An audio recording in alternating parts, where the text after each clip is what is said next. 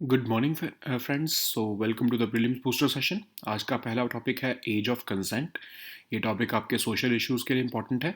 तो लोग law commission जो है उन्होंने गवर्नमेंट को रिकमेंड किया है कि जो एग्जिस्टिंग एज ऑफ कंसेंट है अंडर पॉक्सो एक्ट उसी को रिटेन किया जाए, जो कि 18 साल है। और कमीशन ने ये नोट किया है कि अगर हम एज ऑफ कंसेंट को रिड्यूस करेंगे तो उससे चाइल्ड मैरिज और चाइल्ड ट्रैफिकिंग की जो फाइट है, उसके अगेंस्ट जो फाइट है उस पर डैमेज हो जाएगा। ठीक है। तो 22nd लॉ कमीशन ने रिसेंटली अपनी रिपोर्ट सबमिट की है, उसमें ये आर्गुमेंट रखा गया है। तो पॉक्सो एक्ट पहले तो देखते हैं हम। ये फर्स्ट कॉम्प्रिहेंसिव लॉ है जो specifically sexual abuse of children से डील कर रहा है। 2012 में इसको इनेक्ट किया गया था। Ministry of women and child development इसको एडमिनिस्टर करता है। इसका इंटेंट ये है कि चिल्ड्रन को सेक्सुअल असॉल्ट से बचाया जा सके। 2019 में इसको और ज़्यादा स्ट्रेंथन किया गया था। पेनल्टीज इंट्रोड्यूस की गई थी स्पेसिफाइड ऑफेंसेस के लिए, ताकि अब्यूज़र्स को डेटर किया जा सके। अब इसमें कुछ ऐसे प्रोविजंस हैं, जैसे जेंडर जेंडर न्यूट्रल लॉ है ये चाइल्ड को डिफाइन करता है, किसी भी जेंडर के बेस पे नहीं। बस अगर 18 साल से नीचे का एज का कोई भी पर्सन है उसको ये चाइल्ड मानता है। नॉन रिपोर्टिंग, अगर किसी पर्सन को जो कि किसी इंस्टीट्यूशन का इंचार्ज है उसको पता है अगर किसी ना किसी अब्यूज़ के बारे में, लेकिन वो फेल कर हो जाता है अगर रिपोर्ट करने के लिए कमीशन को, तो ऑफ कोर्स उसको भी जो है पनिशमेंट हो सकती है। कोई टाइम लिमिट नहीं है रिपोर्ट करने के लिए अब्यूज़ को। एक विक्टिम जो है किसी भी टाइम पर, कितने भी सालों बाद भी अब्यूज़ जो अगर उसके साथ हुआ है तो उसको रिपोर्ट कर सकता है। विक्टिम की आइडेंटिटी को कॉन्फिडेंशियल रखा जाता है। इसमें एक्ट जो है फॉरबिड करता है कि डिस्क्लोजर नहीं करना है आपके विक्टिम की आइडेंटिटी को।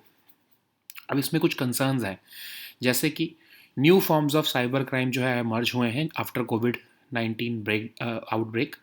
और क्रिमिनलाइजेशन जो है एडोलेसेंट सेक्स की भी हो चुकी है। मतलब सीजीआई जो है चंद्रचूड़ जी, उन्होंने जो है लॉ मेकर्स को कहा कि बहुत ज़्यादा क्रिमिनलाइजेशन हो रही है पॉक्सो एक्ट के अंदर। एडोलेसेंट्स जो कि कंसेंशुअल सेक्सुअल एक्टिविटी करते हैं, लेकिन बाद में जो है वो पॉक्सो केस में उन जो है सामने वाले को जो है फंसा देते हैं।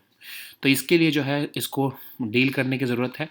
पॉक्सो पॉक्सो एक्ट से जो है इसको डील करने की पॉक्सो एक्ट में चेंजेस करने की ज़रूरत है। तो अब ये इशू क्या है ये, ठीक है, इसको देखते हैं हम कि कंसेंशुअल एक्ट का ये इशू क्या है। तो माइनर्स जो हैं 16 से 18 साल के बीच, वो आपस में किसी कंसेंशुअल सेक्सुअल एक्ट में जब एंगेज होते हैं, उसमें भी जो है वो कई बार सेक्सुअल एक्टिविटी के डेफिनेशन में आ जाता है। तो ऑफ कोर्स उससे भी जो है पॉक्सो एक्ट में बुक होने की जो है वो रिस्क हो जाता है। अब ये जो टू एडोलेसेंट्स होते हैं, ये कोई इसमें ऑफ कोर्स माइनर बॉय की कन्विक्शन तो नहीं होती, लेकिन जो है इसमें बेल और प्रोलॉन्ग्ड डिनाइल ऑफ बेल और प्रोलॉन्ग डिटेंशन का जो है खतरा बना रहता है। अब एक स्टडी के मुताबिक 1 in every 4 केसेस कई स्टेट्स में अंडर पॉक्सो एक्ट जो है वो एक्चुअली रोमांटिक केसेस होते थे, जिसमें विक्टिम जो है कंसेंशुअल रिलेशनशिप में होता था अक्यूज के साथ। ठीक है। तो अब जो है रिपोर्ट, जो लॉ कमीशन की रिपोर्ट है, वो ये कह रही है कि आप इसकी वजह से जो है चाइल्ड ट्रैफिकिंग और चाइल्ड मैरिज के अगेंस्ट जो फाइट चल रही है, आप अगर रिड्यूस कर दोगे एज ऑफ कंसेंट को तो वो इम्पैक्ट हो जाएगी। लॉ पैनल ने रादर ये सजेस्ट किया है कि 16 से 18 साल के जो के चिल्ड्रन होते हैं, उनके जो है अगर टेसिट अप्रूवल के साथ जो है अगर कुछ कुछ ऐसी एक्टिविटी हुई होती है, तो ऑफ कोर्स उसके लिए आप अलग से प्रोविज़न बना सकते हो। कोई लीगल कंसेंट जो है इसको नहीं माना जा सकता। ठीक है। लॉ पैनल कमीशन ने ये भी कहा है कि बहुत ही कॉशन के साथ आपको ट्रेड करना है अडोलेसेंट लव को। उसको आप बहुत ही ध्यान से देखना पड़ेगा, चाहे जुडिशरी हो चाहे गवर्नमेंट हो। ठीक है। और लॉ कमीशन ने एक और ये भी रिकमेंडेशन रखी है कि EFIR के प्रोविज़न लेकर आओ, क्योंकि जो है डिले होता है रजिस्ट्रेशन ऑफ FIRs में, तो उसके लिए ही जो है EFIR फेस्ड मैनर में इंट्रोड्यूस किया जाना चाहिए। नेक्स्ट हम टॉपिक देखते हैं इलिसिट ट्रेड। ये टॉपिक आपके इकोनॉमी के लिए इंपॉर्टेंट है। रिसेंटली एक रिपोर्ट पब्लिश हुई है, hidden streams linkages between illicit markets, financial flows, organised crimes and terrorism, जो कि फिकी कास्केड ने रिपोर्ट रिलीज़ की है। इस रिपोर्ट में कई तरह के इनपुट्स लिए गए हैं, इंक्लूडिंग गवर्नमेंट डेटा। अब ये फिकी कास्केड क्या है? फिकी तो आपको पता ही है, federation of Indian chambers of commerce and industry, इनका कास्केड क्या है अब ये, committee against smuggling and counterfeiting activities destroying the economy. अब ये 2011 में जो है ये फोरम बनाया गया था और इसका बेसिक मोटिव ये है कि ये स्मगलिंग और काउंटरफीटिंग को कॉम्बैट करना चाहते हैं। फंक्शन इसका यही है, अवेयरनेस कैंपेन्स चलाना, इंटर स्कूल कॉम्पिटिशन्स रखना, गवर्नमेंट को जो है अर्ज करना कि कोई इंटरनेशनल कैंपेन चलाएं स्मगलिंग के अगेंस्ट। अब कुछ फाइंडिंग्स देखी गई हैं फिकी कास्केड द्वारा कि गवर्नमेंट ने लगभग 500% से ज़्यादा टैक्स रेवेन्यू जो है वो अपना खोया है अल्कोहल इंडस्ट्री से ड्यू टू स्मगलिंग और काउंटरफीटिंग। गवर्नमेंट ने 200% से ज़्यादा टैक्स रेवेन्यू खोया है एफएमसीजी पैकेज फूड इंडस्ट्री में। अब गवर्नमेंट ने 113% टैक्स रेवेन्यू खोया है टोबैको इंडस्ट्री में, और स्मगलिंग और काउंटर फीटिंग की वजह से $40 ट्रिलियन की हमारी इकोनॉमी बनने का जो ड्रीम है वो एक बहुत बड़ा चैलेंज ये स्मगलिंग और काउंटर फीटिंग रखता है। अब की हाइलाइट्स क्या है इस रिपोर्ट की, इलीगल इकोनॉमी जो है कंट्री में वो ओवरऑल 6.3 का स्कोर रखती है, जबकि जो एवरेज स्कोर है 122 कंट्रीज़ में वो 5 है। जो इलिसिट फाइनेंशियल फ्लोज हो रहे हैं उससे लगभग $13 बिलियन का रेवेन्यू लॉस हुआ मिस इनवॉइसिंग करने की वजह से इंपोर्ट्स और एक्सपोर्ट्स की। तो ये भी एक फॉर्म ऑफ स्मगलिंग है। अब ये 2009 से 2018 का आंकड़ा है। टोटल एग्रीगेट वैल्यू जो है इस मिस इनवॉइसिंग की वजह से वो लगभग $674.9 बिलियन की थी 2009 से 2018 के पीरियड के बीच में। ठीक है, अब इंडिया की जो इकोनॉमिक कॉस्ट फॉर वायलेंस है वो लगभग $1170 बिलियन है परचेजिंग पावर पैरिटी के टर्म्स में 2021 के अगर आंकड़ा देखें तो। इसका मतलब क्या हुआ, 6% ऑफ कंट्री का जीडीपी टेरर और क्राइम की वजह से जो है, वायलेंस की वजह से जो है वो खो रहा है। अब ऑर्गेनाइज्ड क्राइम और इलीगल इकोनॉमी ऐसे तो जो है कंट्री में एवरेज बेंचमार्क से कम है, लेकिन उसका भी जो है इन्फ्लुएंस वाइड स्प्रेड हो चुका है। ठीक है, क्रिमिनल नेटवर्क जो है वो कंट्री में फैले हुए हैं। उसका मतलब ड्रग की जो इकोनॉमी है उसका भी बहुत इम्पैक्ट है। खासकर जो मेजर ड्रग प्रोड्यूसिंग रीजन्स हैं जैसे गोल्डन ट्रायंगल या गोल्डन क्रिसेंट, ये इंडिया के बिल्कुल पास में लोकेटेड है। लगभग 3.5 lakh kilo of drugs 20,000 crore से ज़्यादा के उसमें उतने अरेस्ट हो चुके हैं। कैनबिस सबसे ज़्यादा जो है वो कंज्यूम किया जाने वाला ड्रग है इंडिया में। सिंथेटिक ड्रग ट्रेड और हीरोइन ट्रेड दोनों का जो स्कोर है वो 6.5 है, जबकि जो एवरेज बेंचमार्क है वो 5.3 एंड 4.6 है। ठीक है, अब अगर चैलेंज देखें हम तो इन इश्यूज़ को हमको चैलेंज जो जो ये इलिसिट ट्रेड है ये पहले से ज़्यादा बढ़ चुका है, और इन इश्यूज़ को जैसे counter fitting, smuggling, tax evasion, इनको अगर इनको हम रोक पाए तो ही हम इंडिया की इकोनॉमिक स्टेबिलिटी को इंश्योर कर पाएंगे। नेक्स्ट हम टॉपिक देखते हैं फाइनेंशियल स्टेबिलिटी बोर्ड। इकोनॉमी और इंटरनेशनल रिलेशंस दोनों के लिए इंपॉर्टेंट है। तो फाइनेंशियल स्टेबिलिटी बोर्ड जो है वो एक प्रोब लॉन्च कर रहा है ताकि जो debt outside traditional banking system के बाहर जो है बढ़ रहा है उसको जो है वो उसको जो है वो इन्वेस्टिगेट करना चाहता है। ठीक है, तो जैसे कि हेज फंड बोरोइंग है उनको वो लिमिट करना चाहते हैं ताकि ट्रांसपेरेंसी को बूस्ट किया जा सके। तो फाइनेंशियल स्टेबिलिटी बोर्ड जो है वो एस्टेब्लिश किया गया था G20 द्वारा 2009 में आफ्टर फाइनेंशियल क्राइसिस। इसका मैंडेट ये है कि इंटरनेशनल लेवल पर नेशनल फाइनेंशियल अथॉरिटीज़ और इंटरनेशनल स्टैंडर्ड सेटिंग बॉडीज़ आपस में कोऑर्डिनेट कर सकें। FSB जो है वो नेशनल अथॉरिटीज़ को जो कि फाइनेंशियल स्टेबिलिटी के लिए रिस्पॉन्सिबल हैं उनको इकट्ठा करती है, और ये मॉनिटरिंग, एनालाइजिंग, रिकमेंडेशंस देना फाइनेंशियल सिस्टम को के लिए ये FSB काम करता है उसके लिए। इसके जो डिसीजंस है ऑफ कोर्स लीगली बाइंडिंग तो नहीं होते मेंबर्स के लिए। इसका हेडक्वार्टर बेसल में है जो कि स्विट्ज़रलैंड में है। मेंबर्स इसके लगभग जितने भी major central banks, ministry of finance या सुपरवाइजरी और रेगुलेटरी अथॉरिटीज़ होती हैं 25 मेजर जुरिस्डिक्शंस की। इसमें सारी G20 मेजर इकोनॉमीज़ भी रिप्रेजेंटेड हैं ऑफ कोर्स। इंडिया इसका एक्टिव मेंबर है। ठीक है, नेक्स्ट हम टॉपिक देखते हैं शास्त्र रामानुजन प्राइज़। ये टॉपिक आपके साइंस एंड टेक के लिए इंपॉर्टेंट है। तो र्यूक्जियान जैंग, इनको जो है यूनिवर्सिटी ऑफ कैलिफोर्निया के प्रोफेसर, असिस्टेंट प्रोफेसर, इनको 2023 का शास्त्र रामानुजन प्राइज़ मिला है। शास्त्र रामानुजन प्राइज़ 2005 में जो है इंस्टीट्यूट किया गया था। हर साल ये अवार्ड किया जाता है शास्त्रा यूनिवर्सिटी द्वारा, और एनुअली ये मैथमेटिशियंस जो अराउंड द वर्ल्ड हैं, जिनकी 32 ईयर्स से कम एज है, उनको ये कॉन्फर किया जाता है, जिन्होंने कुछ ना कुछ मैथमेटिक्स में फिनोमिनल वर्क कंट्रीब्यूट किया है। अब रामानुजन जी जो थे वो 22 दिसंबर 1887 को बॉर्न हुए थे।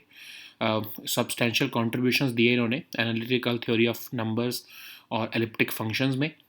रॉयल सोसाइटी ऑफ लंदन में इलेक्ट हुए 1918 में। दिसंबर 22 को हम नेशनल मैथमेटिक्स डे भी मनाते हैं।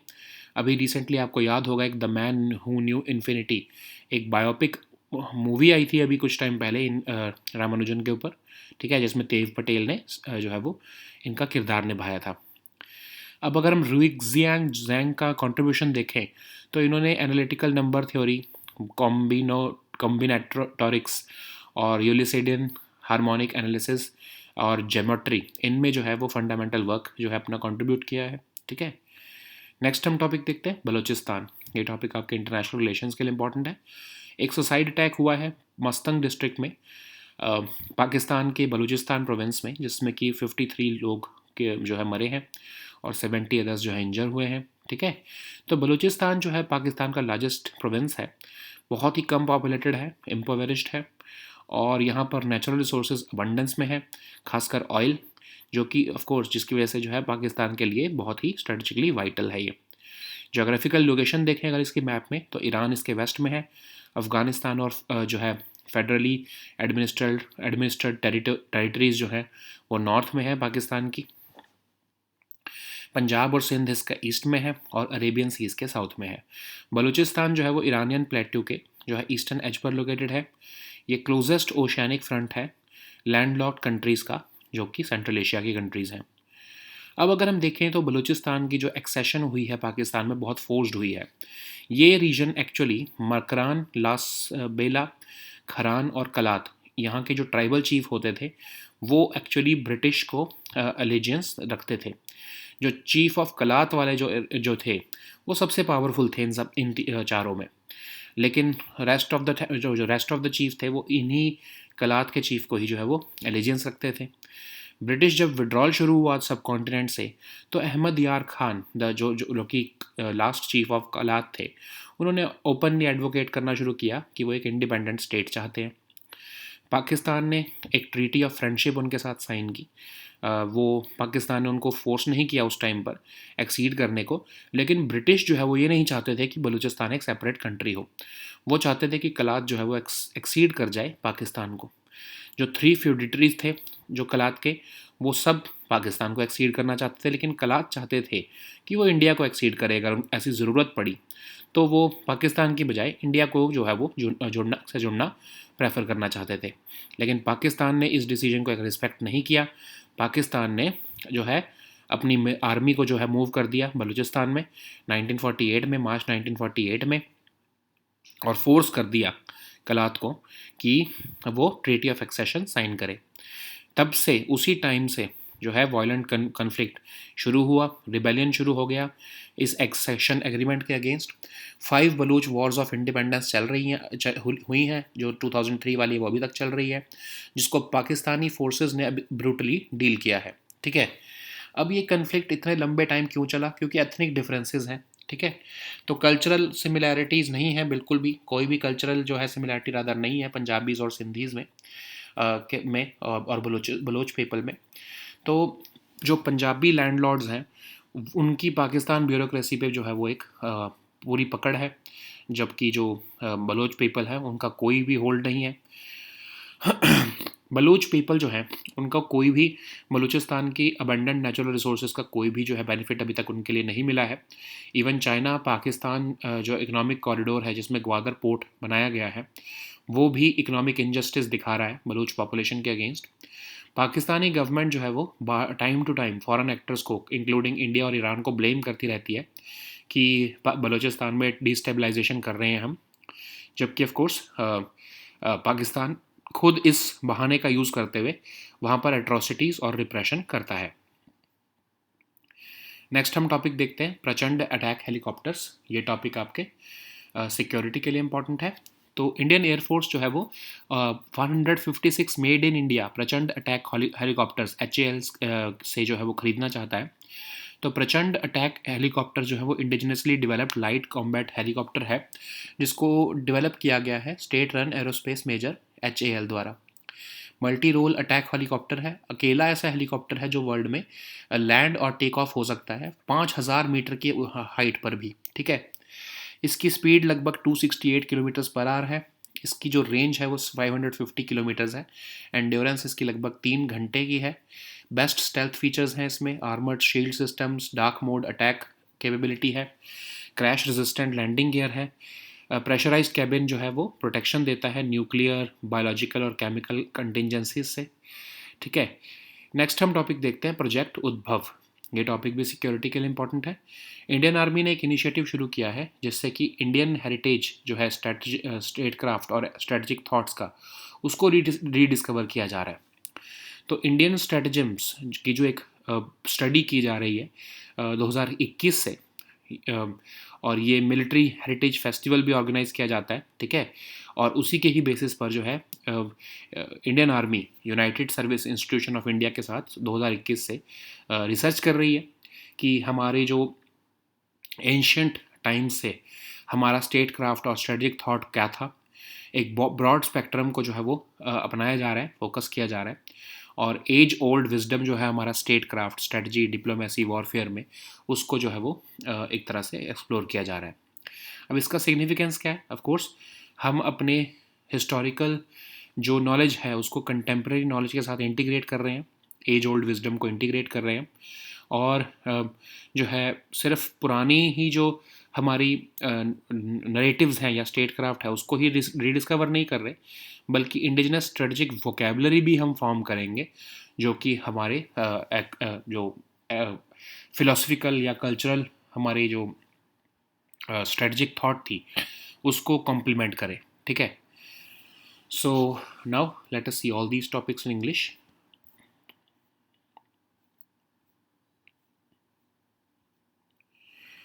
So the first topic is age of consent.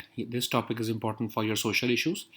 So Law Commission of India has recommended to the government that it should retain the existing age of consent under the POCSO Act, which is of course 18 years. So Commission has noted that reducing this age of consent might have debilitating impact on the fight against child marriage and child trafficking. So we know that 22nd Law Commission has submitted its report recently to the Law Ministry. And let us see what is POCSO Act. So POCSO Act is the first comprehensive law which is dealing specifically with sexual abuse of children, and it was enacted in 2012. So the intent of this act is to protect children from sexual assault, and in 2019 this act was strengthened to with specific penalties for specified offenses. Okay, so this law is gender neutral. It only prohibits or protects children, and and any child is any person who is under the age of 18. It does not discriminate between a boy and a girl. So even non-reporting has been made a crime. Any person who is in charge of an institution, if he fails to report the commission of a sexual offense involving a subordinate, would face punishment. There is no time limit for reporting abuse. A victim may report an offense at any time, even years after the abuse has occurred. It also has provisions regarding the um, uh, uh, regarding keeping the identity of the victim uh, confidential. But there are concerns, particularly since the outbreak of COVID, new forms of cybercrime have emerged. The Chief Justice of India has asked lawmakers to look into growing concern over criminalization of POCSO Act of adolescents who have otherwise been engaged in consensual sexual activity. So, what is this issue of consensual act? So, actually, it has been seen that minors who are between the age of 16 and 18, they run the risk of being booked under POCSO. So, as per a study, 1 in every 4 cases under the POCSO Act in certain states were actually romantic cases where the victim was found to be involved in a consensual relationship with the accused. Yet, the POCSO Act provisions were to be applied because of consent, because the consent was not considered worthy, because under, of course, uh, under the POXO Act, any child is considered below the age of 18 years, and consent is not valid even if it is a tacit approval. Okay, so what are the key highlights of the Law Commission's report? So the Law Commission is saying that reducing this age of consent to accommodate these consensual acts among adolescents would have a direct and negative bearing on the fight against child marriage and child trafficking. So law panel has suggested that you should give certain amendments to POXO Act for cases where children aged between 16 to 18 have given tacit approval but not legal consent. The panel has also advised the court to trade with caution even in cases related to adolescent love. Okay, so the commission has also recommended that we should roll out registration of EFIRs in phased manner to tackle the persistent issue of delays in registration of FIRs. So the next topic is FICCI cascade or illicit trade. Okay, so this topic is important for your economy section. Recently, a report has been released by FICCI Cascade. The report name is Hidden Streams: Linkages Between Illicit Markets, Financial Flows, Organized Crime, and Terrorism. So, what is FICCI Cascade first? So, FICCI, Federation of Indian Chambers of Commerce and Industry, and it has this Committee Against Smuggling and Counterfeiting Activities Destroying the Economy, which has a goal of combating smuggling and counterfeiting. So its function is to launch awareness campaigns and inter-school competitions. It has also urged the government to launch an international campaign against smuggling. So there are certain findings of FICCI Cascade, which has said that the government has lost over 508% of tax revenues from alcohol industry. Government has lost 201% of tax revenue from FMCG packaged food industry. Government has lost 113% of tax revenue from tobacco industry, and smuggling and counterfeiting could hinder India's goal of becoming a $40 trillion economy. So the key highlights of this report say that illegal economy in India has an overall score of 6.3, whereas the average score in other 122 countries is 5. So there is this India is also facing a total potential revenue loss of USD $13 billion involving misinvoiced imports and exports, which is also called the smuggling. So total aggregate value of gap of misinvoicing was about $674.9 billion between the period of 2009 and 2018. So the violence or terrorism and crime in India is costing about $1170 billion as per 2021 data at purchasing power parity, which amounts to about 6% of country's GDP. Even though the organized crime is low at 4.3 as against the average benchmark of 5.2 for 122 countries, still it is having widespread presence across the country, and the criminal networks in India are efficiently operating. Okay, the drug economy in India is also expanding because India is located near major drug producing regions, especially the Golden Triangle and Golden Crescent. And about 3.33 lakh kg of drugs were seized, worth 20,000 crore recently. Cannabis has a higher score of 7.5 amongst all other drugs consumed in India, whereas synthetic drug trade and heroin trade both have a score of 6.5, and which is more than, of course, the average benchmark. So this challenge of illicit trade looms larger than before, and until we tackle these issues like counterfeiting, smuggling, and tax evasion, we would not be able to safeguard India's economic stability. So the next topic is Financial Stability Board. This topic is important for your economy section. So Financial Stability Board is launching a probe into the buildup of debt outside traditional banks because it seeks to limit hedge funds borrowings and boost transparency. So FSB was established by G20 in 2009 in the wake of financial crisis. Its mandate is to coordinate at the international level the work of national financial authorities and international standard setting bodies. So the FSB brings together national authorities which are responsible for financial stability, like the central banks, supervisory authorities, finance ministries, international organizations. Okay, so FSB operates by monitoring, analyzing, and making recommendations on key aspects of the financial system. FSB's decisions, of course, are not legally binding on its members. Its headquarters is located in Basel, that is in Switzerland, and it consists of 68 member institutions. For example, certain, rather, 25 the central banks, ministries of finance, and supervisory and regulatory authorities from 25 jurisdictions. The board also includes all G20 major economies. India is also an active member of FSB. So the next topic is Sastra Ramanujan Prize. This topic is important for your science and tech section. Ruixiang Zhang will be awarded the 2023 Sastra Ramanujan Prize, and he's a University of California assistant professor. So Sastra Ramanujan Prize was instituted in the year 2005, and it is awarded every year by the Sastra University, and it is awarded to the mathematicians from across the world who are below the age of 32 years, and they have made a phenomenal contribution in this short period of time. So, who was Ramanujan? So, he was born in 1887 on 22nd December. He made substantial contributions to the analytical theory of numbers and worked on elliptic functions. He was elected to the Royal Society of London in 1918, and on his birthday, on his birth anniversary, the country celebrates National Mathematics Day.